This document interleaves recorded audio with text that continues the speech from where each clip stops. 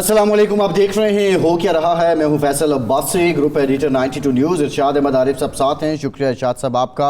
आज काबीना का इजलास हुआ है और इजलास में पाकिस्तान के वज़ीर आज़म शहबाज शरीफ साहब ने यह कहा है कि सऊदी वफ़द के दौरे से पाकिस्तान में अरबों डॉलर सरमायाकारी आएगी। वज़ीर इत्तलात अता तारड़ ने भी सऊदी वफ़द का जो दौरा है इसको कामयाब करार दिया है, जबकि सऊदी अरब के मुआविन वज़ीर दिफ़ा पाकिस्तान पहुँचे हैं। जो सऊदी वफ़द है उसने आर्मी चीफ से भी मुलाकात की थी और ओवरऑल SIFC की जो एपिक्स कमेटी है उसमें भी शिरकत की थी।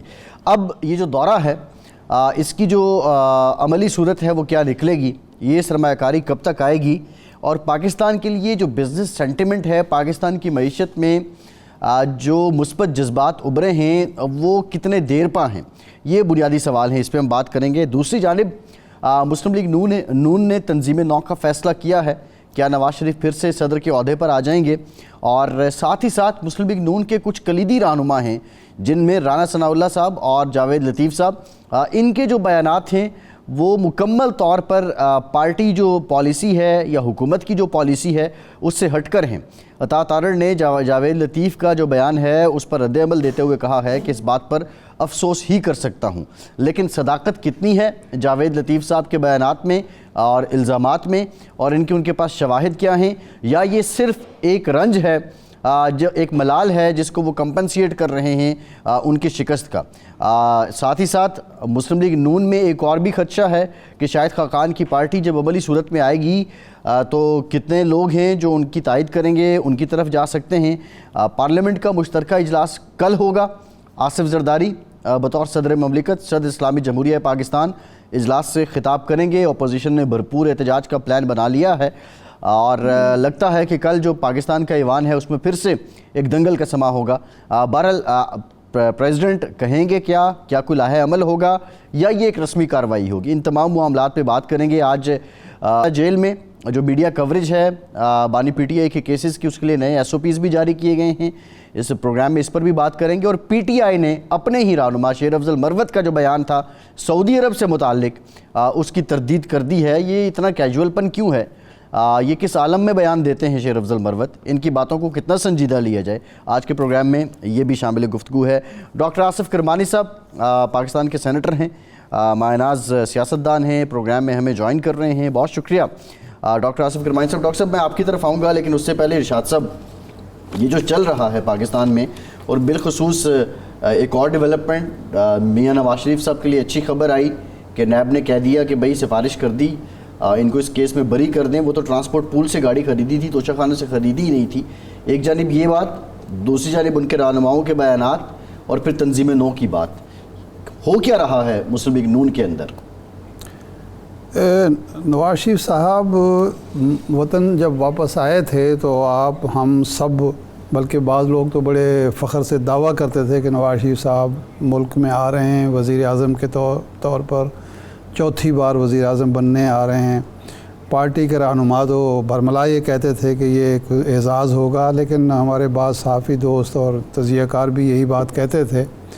लेकिन अब हुआ ये है कि नवाज शरीफ साहब के आने के बाद भी पार्टी को उस तरह की पजीराई नहीं मिली जिसकी तवक्को की जा रही थी, क्योंकि नवाज शरीफ साहब को जो मौका फ़राहम किया गया था, जिस तरह का वो माजी में किसी सियासी जमात या उसके लीडर को नहीं फ़राहम किया गया कि जो मद्दे मुकाबिल जमात है उसके लीडर को अंदर भेज दिया जाए, उसको इंतखाबी निशान ना दिया जाए, बाकी मुश्किलात जो भी करती, वो वज़ीर आज़म नहीं बन सके। उनकी पार्टी जो है उनको सादा अक्सरियत भी नहीं, यानी सिंगल लार्जेस्ट पार्टी के तौर पर भी वो नहीं आ सकी। ये दूसरा आलमिया हुआ। और तीसरा आलमिया ये हुआ कि जब वो हुकूमत उनकी बन गई तो ये तो हम नहीं कह सकते कि उनकी ज़ुबानबंदी कर दी गई है, लेकिन वो जाती उम्र तक ही महदूद होकर रह गए, या ज़्यादा मरी का चक्कर लगा लिया। यानी सो मच सो कि इस दफ़ा वो ऐलान के बावजूद آخری اشرا رمضان شریف کا گزارنے کے لیے مدینہ منورہ اور مکہ معظمہ بھی نہیں جا سکے. آپ نے ڈیولپمنٹ مس کی ہے, کل وہ تندور پہ گئے, عوام سے ملے, روٹی سے متعلق انہوں نے دیکھا, روٹی لگانے سے متعلق انہوں نے جانا, اور یہ ان کا سٹائل ہے عوامی ریلیف. یہ نہیں, اپنے دور میں تو کبھی ایسا انہوں نے نہیں کیا. وہ جاتے تھے, آپ پارا والی سبزی منڈی میں بھی وہاں پرائم یہ تندور پر جانے کا تو یہ پہلا موقع ہے میاں صاحب کا. یہ تھا, یہ شہباز شریف صاحب یہ کام کرتے تھے. سبزیوں کے ریٹ جاننے کے لیے جاتے تھے میاں صاحب, اس کے قریب آپ پارا مارکیٹ, وہاں ایک دفعہ شاید گئے ہوں. بہرحال اب میں یہ تو نہیں کہہ سکتا کہ نواز شریف صاحب یہ شعر گنگناتے ہوں گے اپنے پارٹی رہنماؤں کے سامنے کہ یہ دستور زباں بندی ہے کیسا تیری محفل میں, یہاں تو بات کرنے کو ترستی ہے زباں میری. لیکن کچھ نہ کچھ ظہور ہے جس کی وجہ سے بھی ایڈ کر لینا, نہیں منت کا شتاب شدید میری. تو یہ پہلی دفعہ ہو رہا ہے کہ ایک شخص پارٹی جس کے نام پر ہے اور واقعتاً پارٹی کا سپریمو وہی ہے, اور پارٹی انہی کے دم قدم سے جو پچھلے دور میں, پچھلی حکومت کے دور میں ایک عروج سمجھا جاتا تھا پارٹی کے, کم از کم پنجاب کی حد تک, وہ بھی انہی کے بیانی اور ان کی شخصیت کی وجہ سے تھا. توقع یہ تھی کہ وہ جو ہی ملک میں آئیں گے ایک ہلچل پیدا ہوگی, ان کا جو بیٹھا ہوا ہے مزمحل ورکر کارکن تھک گیا ہے یا مایوس ورکر ہے, وہ نکلے گا اور بالکل تہس نہس کر کے رکھ دے گا دوسری پارٹیوں کو. ایسا نہیں ہوا. یعنی دیکھا اگر جائے تو حقیقت یہ ہے کہ پیپلز پارٹی کی پرفارمنس مسلم لیگ سے بہتر رہی اپنے صوبے کی حد تک جو ہے.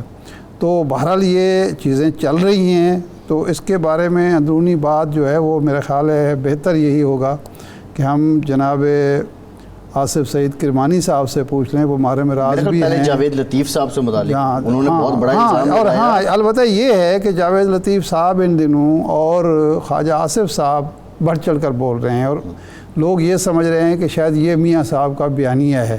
ڈاکٹر صاحب, یہ جناب جاوید لطیف صاحب نے جو اس دھاندلی کا شور مچا دیا, پہلے مخالفین تو یہ شور کر رہے تھے کہ جی دھاندلی ہوئی اور پنجاب میں ہوئی, اور اب وہ کہہ رہے ہیں کہ جناب لین دین بھی ہوا, دھاندلی بھی ہوا, ٹارگٹ کلنگ بھی ہوئی, اور اپنے بارے میں کہتے ہیں کہ ہم جیسوں کو ہروا دیا گیا. تو کیا واقعی ایسا ہے, کوئی مسلم لیگ کے ساتھ ہاتھ ہوا ہے یا مسلم لیگ نے خود ہی ہاتھ اپنے ساتھ کیا ہے؟ بسم اللہ الرحمن الرحیم. شکریہ ارشاد بن عارف صاحب اور عباسی صاحب. سب دیکھیے, یہ جو سیاست ہے نا, یہ 80 اور دہائی کی یا 90 کی دہائی کی سیاست نہیں رہی. کچھ لوگ بدقسمتی سے ابھی بھی 80 اور 90 کی دہائی میں بیٹھے ہوئے ہیں. اچھا. اور یہ وہی لوگ ہیں جنہوں نے نواز شریف صاحب کو میں سمجھتا ہوں کہ جو ایک 2018 تک انتہائی پاپولر لیڈر تھے, جب ان کے ہاتھ میں ووٹ کو عزت دو کا بیانیہ تھا, تو یہ وہی لوگ ہیں جنہوں نے آج اگر پارٹی کو جو نقصان پہنچا خصوصاً اس الیکشن میں جی, اور اس کے میں سمجھتا ہوں کہ یہ وہی لوگ ذمہ دار ہیں جنہوں نے نواز شریف صاحب کے ہاتھ سے وہ بیانیہ چھین لیا اور اس بیانیے کو ترک کر دیا گیا. اب جہاں تک آپ نے یہ فرمایا ہے کہ اب کچھ لوگ جو ہمارے ہیں وہ تو اس لیے بھی چیخ رہے ہیں, میں تو ان پہ ترس کھا سکتا ہوں, حالت ماتم میں ہیں وہ لوگ کہ بھئی اگر آپ لوگوں کے پاس کوئی شواہد ہیں تو دیجئے. یہ صرف ہوائی فائرنگ کرنے کا میں اس کا قائل نہیں ہوں. بہرحال میں اصل بات کی طرف ارشاد احمد صاحب عارف صاحب آنا چاہتا ہوں. دیکھیے, توقع کے عین برعکس رزلٹ آئے, اور نواز شریف صاحب جو میں ہمیشہ کہتا ہوں کہ یہ وہ مسلم لیگ نون کو انہوں نے ایک تناور درخت بنایا جس کے نیچے ہی چھاؤں میں یہ سارے لوگ سالہ سال, چاہے وہ اس کو میں نام نہیں لوں گا, تمام اس میں وہ اس چھاؤں سے بیٹھے مستفید ہوتے رہے.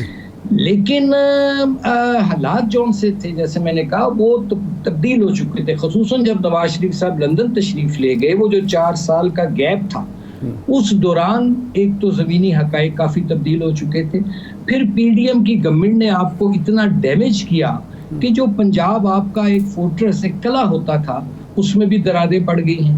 تو اب میں سمجھتا ہوں کہ بجائے تنقید کرنے کے اور بجائے اپنے کسی کو مورد الزام ٹھہرانا یا یہ ہو جاتا تو فلانے نے مجھے یہ کر دیا, فلانے اب لیٹس موو آن. اب آگے دیکھیے, اس وقت آپ کی مرکز میں بھی حکومت ہے, آپ کی پنجاب میں بھی ہے. ایک میں صاحب تھے, وہ کہہ رہے تھے, کل میں ان کا کہیں کلپ دیکھ رہا تھا کہ جی ہم نے جو وعدے کیے ہیں لوگوں سے وہ ہم پورے نہیں کریں گے, کیونکہ ہمیں مرکز میں سمپل میجورٹی نہیں ملی اور بڑی اہم عہدے پر وہ موجود ہیں.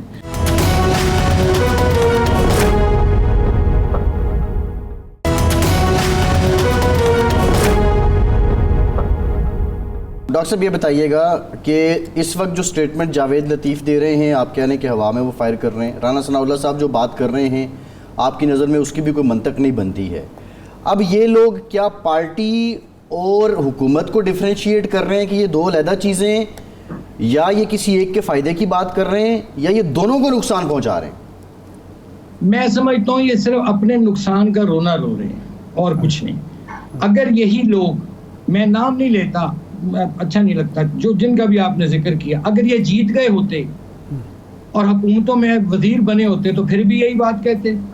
اصل چیز یہ ہے کہ میں نے نواز شریف صاحب کو اگست 2022 میں, ان کے پاس ریکارڈ میں موجود ہوگا, جب وہ لنڈن میں تھے, تو میں نے ان کو چند تجاویز دی تھیں, جن میں ایک میں نے ان کی خدمت میں یہ عرض کیا تھا کہ سر پارٹی کے عہدے اور حکومتی عہدے علیحدہ کر دیجئے. آج کل جو آپ سن رہے ہیں نا, یہ ایک آدھ دن سے جو یہ چل رہی ہے, آج ہی شاید بات کسی نے کی ہے, یہ میں ان کو اگست 2022 میں کہہ چکا ہوں کہ حکومتی اور پارٹی کے عہدے علیحدہ کیجئے, پارٹی کی تنظیمیں نو کیجئے.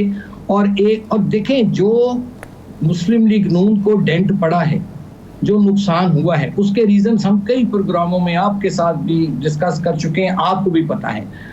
اس ڈینٹ کو, چونکہ پنجاب آپ کا پاور بیس ہوا کرتا تھا مسلم لیگ نون کا, اس میں بھی دراڑیں جیسے میں نے کہا پڑی ہیں. فیصل آباد ڈویژن سویپ ہو گیا, گجرانوالہ ڈویژن سویپ ہو گیا. تو کہنے کا مقصد ہے کہ نواز شریف صاحب اگر تو ان کو یہ سوچنا ہوگا اور فیصلہ بلکہ کرنا ہوگا کہ وہ کس قسم کی سیاست کی طرف اب بڑھنا چاہتے ہیں. اگر ڈاکٹر صاحب میں اسی طرف آ رہا ہوں. یہ آپ نے جو بات کی عہدے تقسیم کرنے کی, یہ آج کل بات چل رہی ہے, لیکن آپ کو یاد ہوگا کہ 97-99 کے درمیان کے عرصے میں ایک دفعہ مسلم لیگ نے یہ فیصلہ کیا تھا, اور صرف یہ ہوا تھا کہ جی صدر جو ہیں یعنی نواز شریف صاحب کے لیے یہ شرط نہیں ہوگی, باقی الگ الگ کیے گئے تھے. لیکن اس کے بعد جناب سرتاج عزیز صاحب جو سیکرٹری جنرل تھے, انہوں نے کہا جی میں تو بالکل فارغ ہو گیا ہوں, میری تو کوئی بات ہی نہیں سنتا.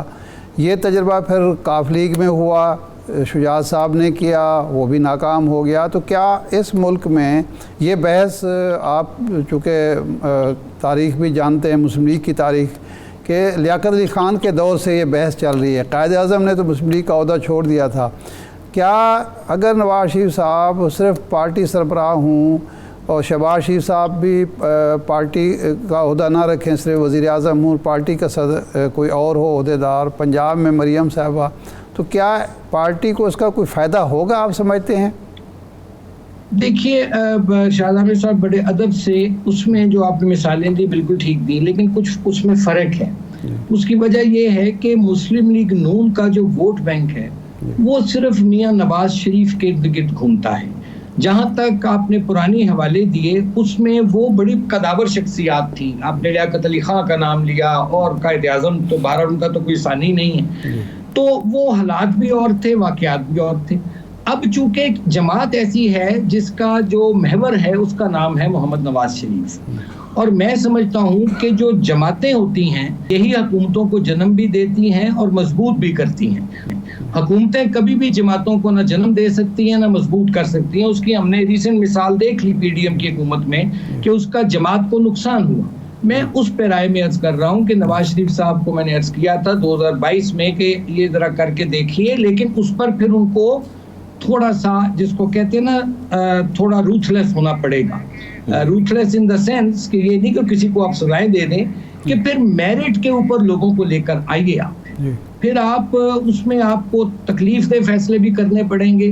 لیکن سوائے نواز شریف صاحب کے میں سمجھتا ہوں ایک اٹیمپٹ کر لینی چاہیے کہ اگر وہ یہ کرتے ہیں اور اس کے بعد وہ اپنی جو ایک عوامی ان کا مزاج ہے, اگر اس عوامی مزاج کے ساتھ عوام کے پاس جاتے ہیں تو میں سمجھتا ہوں اس میں بہتری آ سکتی ہے. لیکن اس کے لیے پھر ایک جو پیر کا یہ بھاری پتھر ہم نے باندھا ہوا ہے نا, جو یہ حکومت, یہ جب میں عرض کرنے لگا تھا نا، میری بات رہ گئی بیچ میں کہ نواز شریف صاحب اب فیصلہ کر لیں کہ انہوں نے کس طرف جانا ہے. انہوں نے انقلابی نظریاتی سیاست کرنی ہے یا پاور پالیٹکس کی مجبوریوں کے تحت انہوں نے، جیسے یہ حکومت بھی بنی ہے، پی ڈی ایم کی گورنمنٹ بھی بنی، یہ اب نواز شریف صاحب کا فیصلہ ہے. اگر تو یہ فیصلہ کرتے ہیں، اور میں سمجھتا ہوں کہ جتنا میں ان کو سمجھتا ہوں اور ان کے ساتھ میرا وقت گزرا ہے کہ وہ ہمیشہ ایک نظریاتی سیاست کرنے کی طرف مجھے مائل نظر آئے، لیکن ان کو نظریاتی سیاست کرنے ہی نہیں دی گئی. نہیں ڈاکٹر صاحب یہ انہوں نے 2 دفعہ کوشش کی. انہوں نے خود یہ کہا 12 اکتوبر کے بعد جب وہ وہاں سے وطن واپس آئے، جلاوطنی جو تھی ان کی سعودی عرب کی، انہوں نے کہا جی لوگوں نے کہا نواز شریف قدم بڑھاؤ ہم تمہارے ساتھ ہیں. میں نے قدم بڑھایا، پیچھے مڑ کر دیکھا کوئی بھی نہیں تھا. وہ جیل چلے گئے، جیل سے جلاوطنی ہو گئی. دوبارہ انہوں نے یہی کام کرنے کی کوشش کی، پھر جیل چلے گئے، پھر وہ باہر چلے گئے. جو مخالفین ہیں آج تک کہتے ہیں کہ جی وہ تو مزاحمت کر ہی نہیں سکتے، نہ وہ جیل سہ سکتے ہیں، نہ سختیاں برداشت کرتے. اب تیسری دفعہ آپ اس عمر میں آپ ان کو جیل بھجوانا چاہتے ہیں؟ نہیں، میں جیل نہیں بھجوانا چاہتا. میں کبھی بھی میں نہیں چاہوں گا، کیونکہ ان کو آلریڈی بے گناہ انہوں نے 2 دفعہ لمبی جیلیں کاٹی ہیں.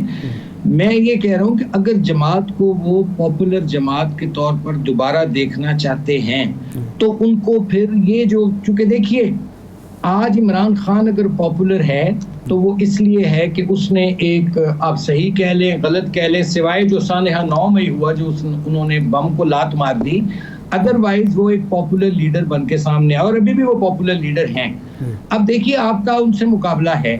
نیریٹو ہمارے ہاتھ میں اس وقت وہ ہے کوئی نہیں. جو نیریٹو تھا وہ چلا گیا عمران خان کے پاس. تو اب آپ کو آؤٹ آف باکس کوئی نہ کوئی تو سولوشن دینا پڑے گا، کوئی نہ کوئی ایسا سٹیپ اٹھانا پڑے گا جس سے کہ آپ کی جو مسلم لیگ نون کی جو ریپیئر ہے، جو ڈیمیج ہوا ہے اس کو. اور وہ ڈاکٹر صاحب آپ دیکھیں، ڈاکٹر صاحب سوال یہ ہے، آپ حکومت میں بھی ہوں اور آپ انقلابی بھی ہو جائیں، یہ کیسے ممکن ہے؟ آپ پاور پالیٹکس میں آپ کو ریکنسیلیشن بھی چلنا ہوگا، آؤٹ آف باکس کیا ہو سکتا ہے؟ اور اسی میں اضافہ کر لیں کہ کیا مسلم لیگ یہ افورڈ کرتی ہے کہ مرکز اور صوبے کی حکومت چھوڑ کے نئے الیکشن میں جائے اور کلیئر مینڈیٹ عوام سے مانگے اپنے پاپولر نیریٹو پر؟ میں نے سر اسی لیے میں کھل کے بات کر لیتا ہوں. میں نے تو ذرا تھوڑی اشارے میں کی بات کہ میں نے جیسے کہا نواز شریف صاحب فیصلہ کر لیں تو اگر تو انہوں نے پھر کرنی ہے نظریاتی سیاست تو پھر تو یہ حکومتوں کی قربانی دینی پڑے گی. اگر نہیں حکومتوں کی قربانی دینی تو پھر ٹھیک ہے، جیسے سلسلہ چل رہا ہے چلتے رہیں، اور جو نقصان پہنچا ہے اگر پاور پالیٹکس کریں گے اور اس کا حصہ اگر ہم بنتے رہیں گے تو میں سمجھتا ہوں اس کا نقصان ہوگا. یہ ٹھیک ارشاد صاحب نے فرمایا کہ مسلم لیگ نون کا جو خمیر ہے اس میں کوئی ایجیٹیشنل یا اینٹی اسٹیبلشمنٹ والی بات کبھی بھی نہیں ہوئی. نواز شریف صاحب پہلے لیڈر ہیں جنہوں نے ایک اینٹی اسٹیبلشمنٹ رول اپنایا اور اس کی پھر انہوں نے سزا بھی کاٹی. لیکن اس کے علاوہ چارہ کوئی نہیں. یا تو پھر آپ کوئی ایسا پروگرام دیجئے لوگوں کو کہ اگر آپ نظریاتی اگر انقلابی سیاست نہیں کرنا چاہ رہے یا نہیں کر پا رہے تو پھر لوگوں کو ایک ایسا ایک اکنامک معاشی پروگرام دیجئے، روڈ میپ دیجئے جس سے کہ لوگوں کی جو زندگیاں ہیں آج ایک نسل سے دوسری سے تیسری تک یہ مہنگائی، غربت، بے روزگاری منتقل ہوئی ہے، پاورٹی لائن سے لوگ نیچے چلے گئے ہیں.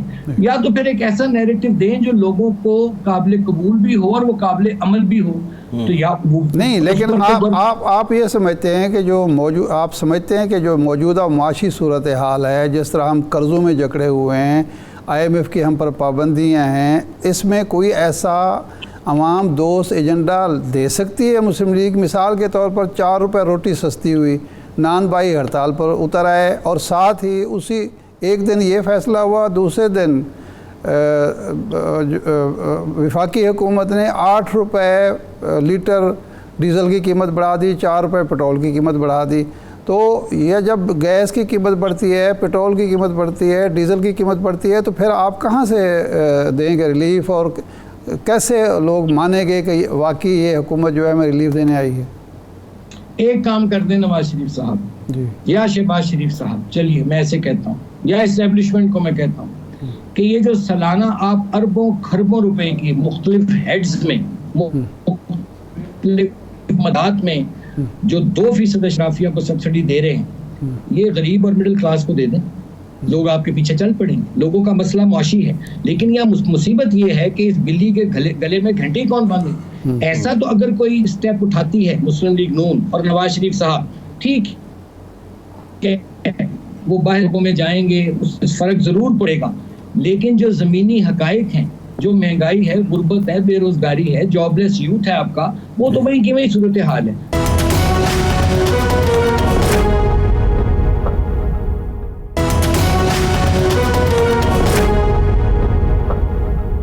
آپ کے کولیگ ہیں, بلکہ آپ کی جماعت سے وزیر اعظم منتخب ہوئے تھے, شاہد خاقان عباسی صاحب سیاسی جماعت بنا رہے ہیں, ان کا جو قانونی عمل ہے وہ جاری ہے. کیا پاکستان میں سپیس ہے ایک اور پولیٹیکل پارٹی کی؟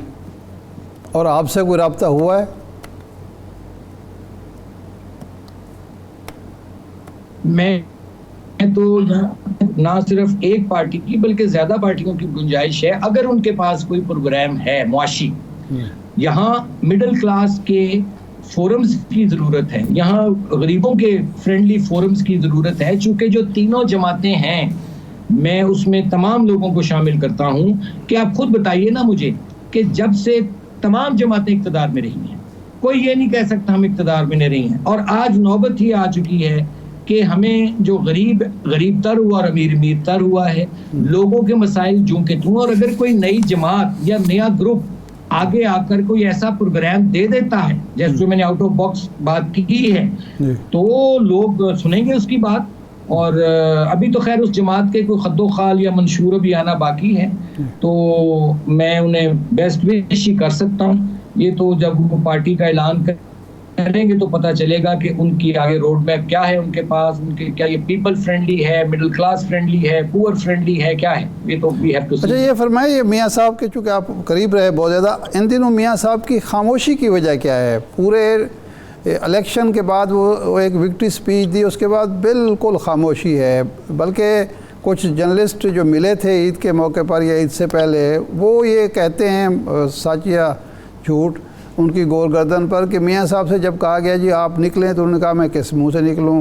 ان سے پوچھا گیا کہ آپ سعودی عرب کیوں نہیں گئے عمرے پر, انہوں نے کہا جی شہباز شریف صاحب کے ساتھ جاتا ہوا میں اچھا لگتا ہوں. تو یہ خاموشی کی آپ کیا وجہ سمجھتے ہیں؟ سر میں اس کی ایک ہی وجہ سمجھتا ہوں سر, ارشاد احمد عارف صاحب, کہ نواز شریف صاحب نے, لوگ چاہے اختلاف کریں ان سے اتفاق کریں, لیکن ریئلٹی یہ ہے کہ کمپیریٹیولی اسپیکنگ کہ جب نواز شریف صاحب کا دور حکومت رہا, انہوں نے ڈیلیور کرنے کی بھرپور کوشش کی. جی ٹھیک, بہت شکریہ ڈاکٹر صاحب, آپ کے وقت کا آپ ہمارے ساتھ موجود تھے. ہمیں جوائن کیا ہے پاکستان پیپلز پارٹی کے سینئر رہنما قمر زمان قاہرہ صاحب نے. قاہرہ صاحب بہت شکریہ آپ کا. سعودی وفد کا دورہ, بڑا پازیٹیو سینٹیمنٹ پاکستان کی اکانومی کے لیے ابھرا, عملی صورت کیا ہوگی؟ یہ جو $5 ارب سرمایہ کاری آنے کا آغاز کب تک ہو جائے گا, اور یہ جو پازیٹیو سینٹیمنٹ ہے یہ کتنا دیر پا ہے؟ کیونکہ آپ جب حکومت میں تھے تو اس وقت یہ معاملات چل رہے تھے, تو آپ کے علم میں ہوگا کہ یہ کس طرح میچور ہوگا, کیونکہ یہاں کوئی MOU سائن نہیں ہوا, یہ شاید اگلے مرحلے میں ہوگا. ارشاد صاحب, ہمارے دور میں جب کام شروع ہوا تھا تو آپ کو پتہ ہے سی پیک کا بھی تھا, سعودی عربیہ کے ساتھ تھا, ایون چاہے ایران کے ساتھ بھی ہمارا اس وقت چل رہا تھا.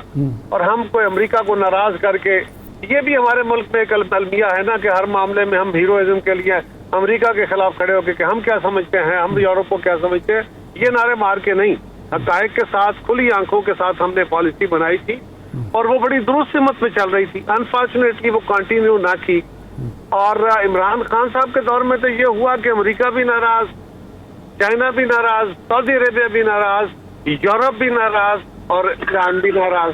ان حالات میں پاکستان کہاں آگے بڑھتا؟ اب سعودی عربیہ نے جو پچھلا وزٹ وزیر اعظم صاحب کا ہوا ہے, اس میں وہاں جو گفتگو وہ کر کے آئے ہیں, اس کے بعد یہ وزٹ ہوئی ہے, یہ بڑی خوش آئند ہے.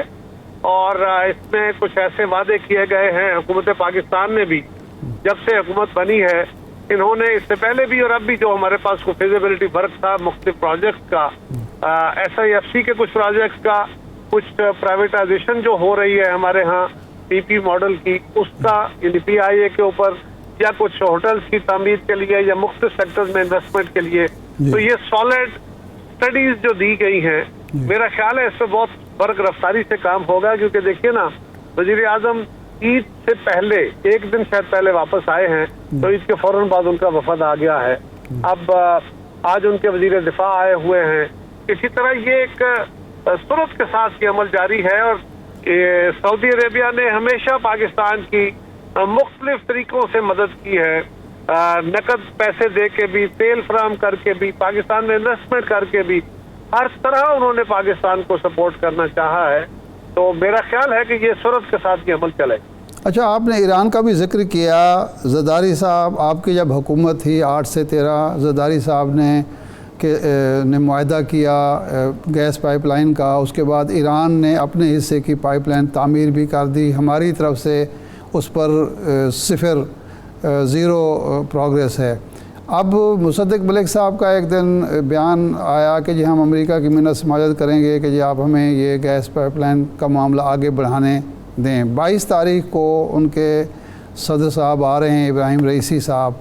تو آپ کیا سمجھتے ہیں کہ امریکہ کو ناراض کیے بغیر یا امریکہ کی اپروول کے بغیر یہ کام ہم کر سکتے ہیں, یا پھر ہمیں جرمانہ 17-18 ارب ڈالر کا جو ہے وہ پڑ جائے گا؟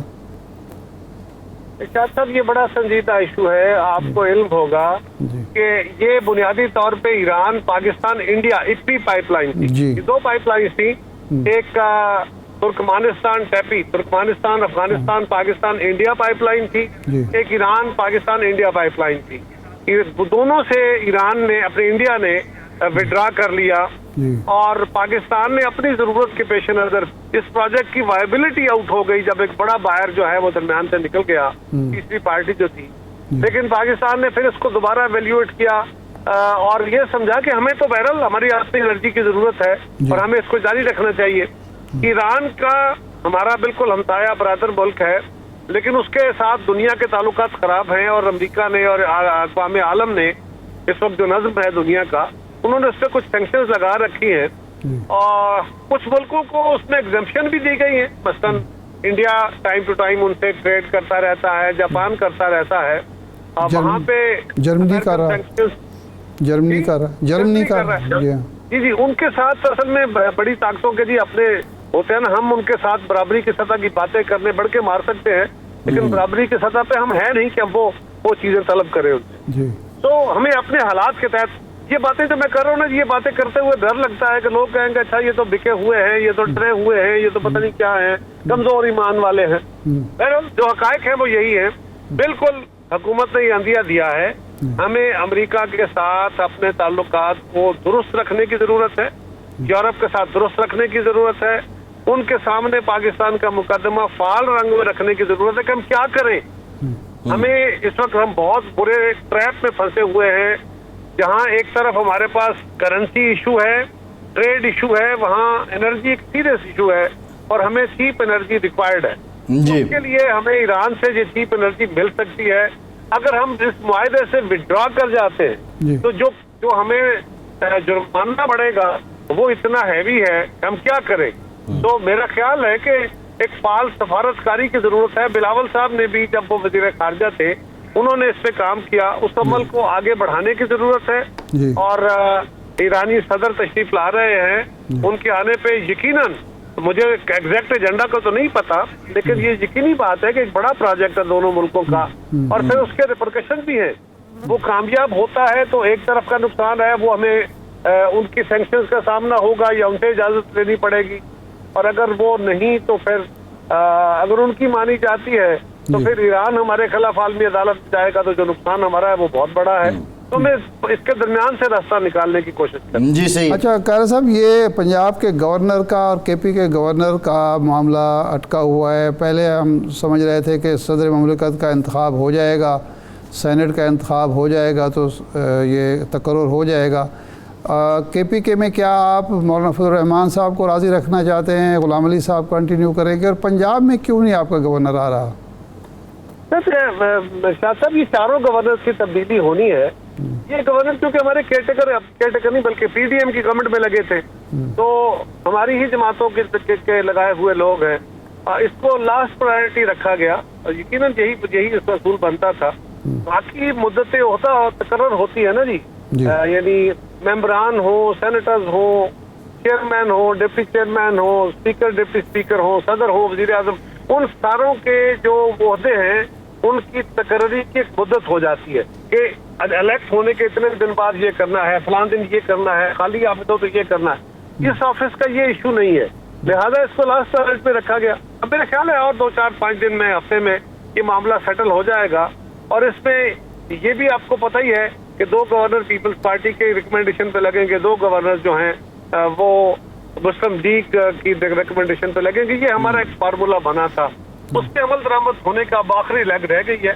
मेरा ख्याल है कि अगले चंद दिन में ये फैसला हो जाए। जी, बहुत शुक्रिया कमर ज़मान कायरा साहब, आपके वक्त आप मौजूद थे। एक ब्रेक के बाद दोबारा हाजिर होंगे, कुछ शेर अफजल मरवत साहब का भी जिक्र करेंगे और उस पर जो उनकी पार्टी ने उनके बयान से इज़हार ला ताल्लुकी किया है उस पर भी बात करेंगे। और बिलखुसूस जो नए SOPs आए हैं, हमने आगाज़ में भी कहा था अडयाला जेल में जो समाअत हैं उससे मुतालिक, उस पर भी बात करेंगे। हमारे साथ रहिए।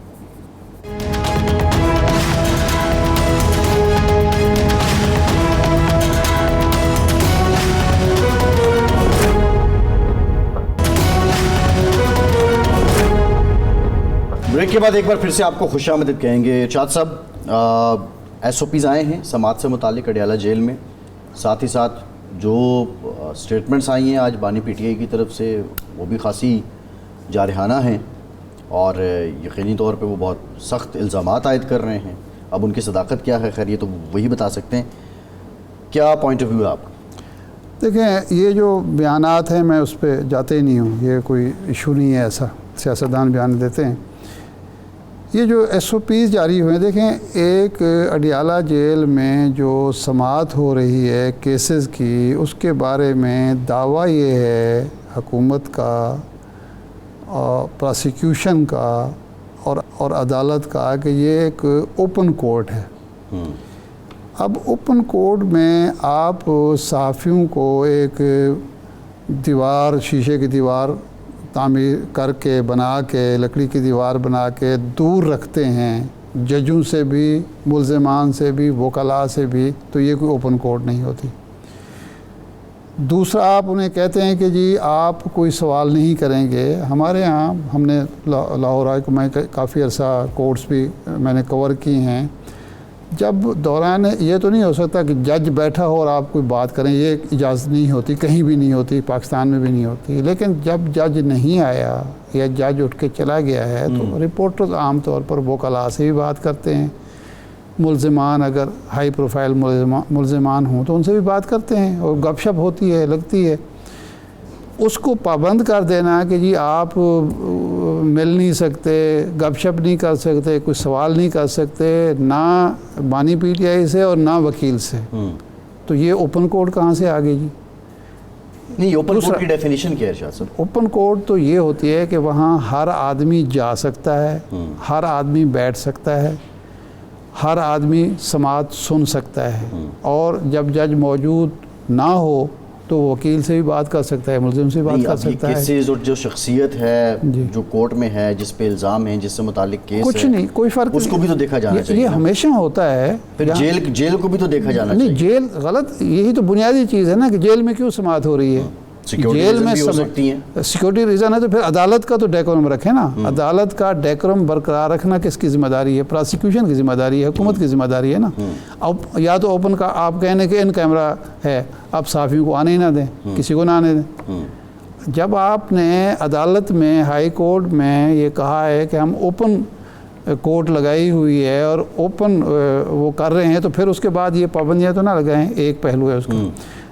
आप वो कह रहे हैं कि जी इतना फासला है और 9 फुट ऊंची दीवार है शीशे की और लकड़ी की। यहाँ प्रॉब्लम क्या होती है? वो जज कुछ कहेगा, मुल्ज़िम कुछ कहेगा, वकील कुछ कहेगा, सहाफ़ी कुछ सुनेगा, कुछ नहीं सुनेगा। फिर जब वो रिपोर्ट होगा तो फिर एतराज़ होगा कि जी ये तो कहा नहीं गया।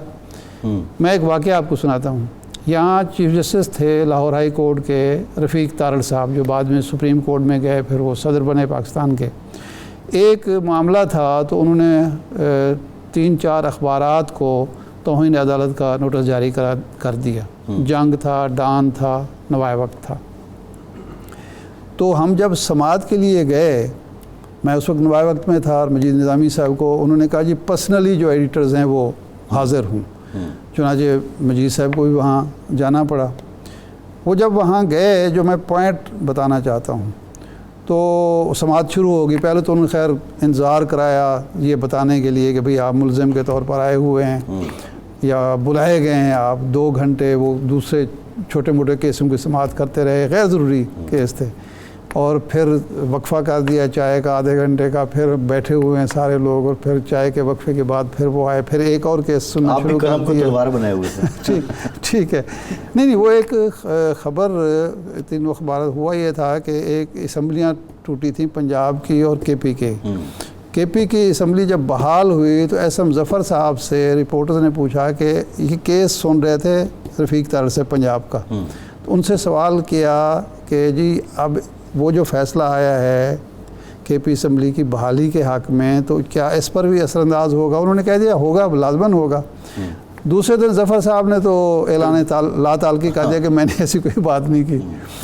اب وہ سارا ملبہ جو ہے وہ ہمیشہ میڈیا پہ آتا ہے. یہ ہوتا یہ ہے کہ جو بھی غلطی حکومت سے ہو, ججوں سے ہو, کسی سے بھی ہو, میڈیا ذمہ دار ہوتا ہے, اور یہاں بھی وہی کچھ نظر آ رہا ہے. لگتا یوں ہے کہ میڈیا بند کر دیا جائے, ختم کر دیا تو سارے مسئلے حل ہو جائیں گے. تو جب وہ بیٹھے تو سماعت شروع ہوئی تو انہوں نے کوئی سوال کیا چیف جسٹس نے, یا ان کے ساتھ 3 رکنی میرے خیال بینچ تھا غالباً, مجھے یاد ہے, یا 2 رکنی تھا. تو انہوں نے کوئی سوال کیا وکیل سے, تو وہ سپیکر خراب تھا, وہ آواز ہی سنائی نہ دی. اب مجید نظامی صاحب بالکل قریب بیٹھے تھے, تو انہوں نے پھر سوال دہرایا. وکیل نے کہا جی مجھے کچھ سنائی نہیں دیا. انہوں نے پھر سوال ذرا دہرایا, آہستہ بولا. تو مجید نظامی صاحب کھڑے ہو گئے. انہوں نے کہا کہ جناب عزت مآب, آپ کا سسٹم اتنا کمزور ہے کہ میں قریب بیٹھا ہوں, مجھے کچھ سنائی نہیں دے رہا. تو ایسی گفتگو ظفر صاحب نے کہیں کھڑے ہو کے کی ہوگی, اور یا آپ نے کوئی بات کی ہوگی. میرے رپورٹر کو اگر وہ سمجھ نہیں آئی اور اس نے رپورٹ کر دیا تو آپ نے توہین عدالت کا نوٹس ہم پہ جاری کر دیا. تو آپ پہلے اپنا سسٹم ٹھیک کریں. انہیں لفظ اس طرح سے کیا کہ سسٹم ٹھیک کریں. بڑے جدید لگائے گئے ہوں گے, مائک بھی ہوگا. نہیں, میں کہنے کا مطلب یہ ہے کہ آپ اتنے فاصلے پر بٹھائیں گے, اتنا کریں گے تو پھر ہو سکتا ہے نا, کچھ بھی ہو سکتا ہے. نہیں, بات یہ ہے کہ یہ ساری پابندیاں میڈیا کی کیوں رکھتے ہیں؟ میڈیا کیا کرے گا وہاں؟ کوئی میڈیا اگر یہ سوال کر لے گا تو کون سی قیامت آ جائے گی؟ اگر وہ رپورٹ ہو جائے گا تو کون سی قیامت آ جائے گی؟ بھائی ایک جیل مینول کے مطابق تو جیل مینول نہیں ہے نا, وہ کورٹ ہے. جی, یہ کورٹ ہے, وہ بھی کسی آئین قانون کے مطابق ہی ہوگی. ہاں, کورٹ میں تو کوئی ایسی پابندی نہیں ہوتی کہ جی آپ بات نہیں کر سکتے, آپ دیواریں کھڑی. کہیں آپ نے دیکھا ہے یہاں ہائی کورٹ میں دیکھا ہے, سپریم کورٹ میں دیکھا ہے کہ آپ نے شیشے کی دیوار کھڑی کی ہوئی ہو؟ نہیں ہوتا نا. میرا مطلب ہے کہ وہ پابندیاں ضرور لگائیں آئین قانون کے تحت, لیکن ایسی پابندیاں نہ لگائیں جس سے یہ محسوس ہو کہ آپ کوئی امتیازی سلوک میڈیا کے ساتھ کر رہے ہیں, میڈیا کو محروم کر رہے ہیں اس کے رپورٹنگ کے حق سے. یہ ہے بنیادی میرا سوال. اب آ جائیں وہ آپ کا جو شیر افضل مروت صاحب کا 2 بڑی عجیب و غریب سٹیٹمنٹ ہیں, ایک سعودی عرب سے متعلق اور ایک ایران افغانستان سے متعلق.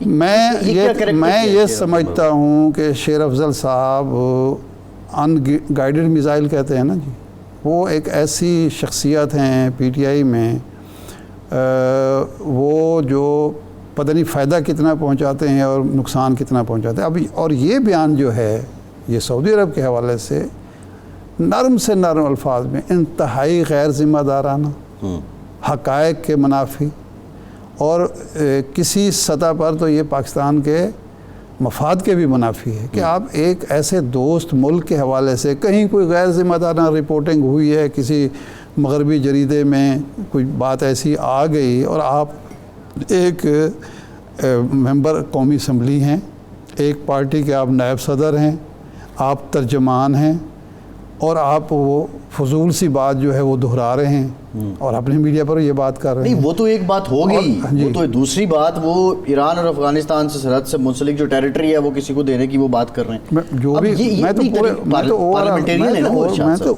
میں نے جو بات کی ہے, میں کوئی تائید تو نہیں کر رہا, میں تو یہی کہہ رہا ہوں کہ یہ کسی عام آدمی کو بھی زیب نہیں دیتا کہ اس طرح کی غیر ذمہ دارانہ بات کرے.